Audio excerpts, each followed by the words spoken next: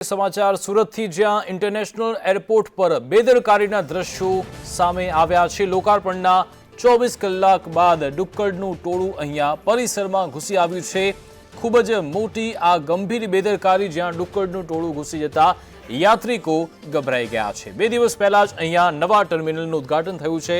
15 ડિસેમ્બરના રોજ સુરતને international airport તરીકે જાહેર પણ કરાયું છે અને હવે 175 દેશના ઝંડા અહીંયા લહેરાતા જોવા મળી રહ્યા છે। જો કે હવે આ ઇન્ટરનેશનલ એરપોર્ટ કે જેને આખા દેશભરમાં એક સેન્ટર પોઈન્ટ તરીકે 2-3 દિવસ પહેલા જોવામાં આવતું હતું, જ્યાં હવે ડુક્કરના ટોળા ઘૂસી ગયા છે। અહીંયાનું જે એરપોર્ટ પ્રશાસન છે તેની ખૂબ જ મોટી બેદરકારી।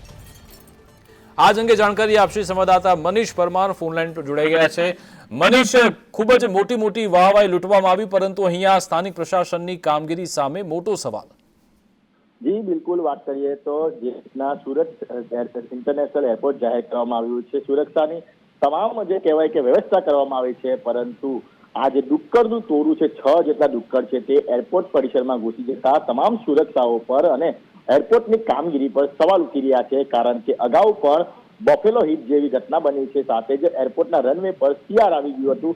મોટી ઘટના થતા ટળી હતી, તેની પર જે કહેવાય કે હવે ઇન્ટરનેશનલ એરપોર્ટ થઈ ગયું છે આ સુરત ઇન્ટરનેશનલ એરપોર્ટ, તો તંત્ર છે તે સુધરવાનું નામ નથી લઈ રહ્યું અને જે રીતના અત્યારે જે ડુક્કરનું ટોળું છે તે એરપોર્ટ પરિસરમાં દેખાઈ રહ્યું છે, 6 જેટલા ડુક્કર છે, ક્યારે પણ ઘટના બની શકે છે। આ ડુક્કરના ટોળાને જોઈને જે મુસાફરો છે તે પણ ગભરાઈ ગયા હતા। સ્થાનિક ધારાસભ્યએ આ બાબતે વારંવાર રજૂઆત કરી છે, પરંતુ જે તંત્ર છે તે કોઈ પણ પ્રકારનું બોધપાઠ નથી લઈ રહ્યું અને દાવા કરવામાં આવે છે કે તમામ સુરક્ષા છે તે વ્યવસ્થિત કરવામાં આવે છે, પરંતુ આ જ એક નમૂનો છે જે દેખાઈ રહ્યો છે કે એરપોર્ટના ગેટ ઉપર જે 6 જેટલા ડુક્કર દેખાઈ રહ્યા છે। સદનસીબે આ ડુક્કર છે તે એરપોર્ટના ગેટ અને કહેવાય કે પરિસરમાં દેખાયા। જો રનવે પર ઘૂસી ગયા હોય તો મોટી દુર્ઘટના પણ સર્જાય તેવી પરિસ્થિતિ છે, જેને જોઈને લાગી રહ્યો છે કે એરપોર્ટની મોટી ચોક કહેવાય। જી બિલકુલ, આભાર મનીષ તમામ જાણકારી આપવા બદલ।